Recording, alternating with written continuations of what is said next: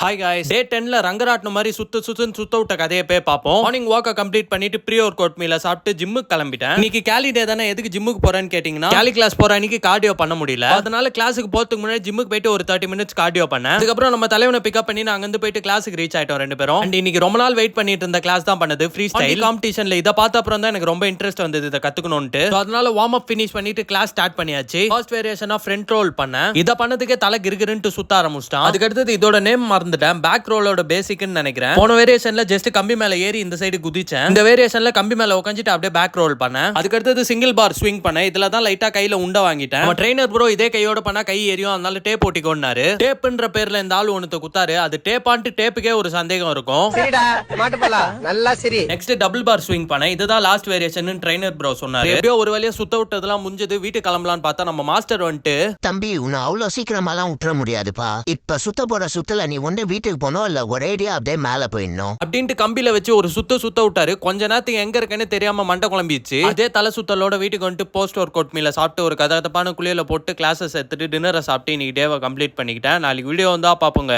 பாய்.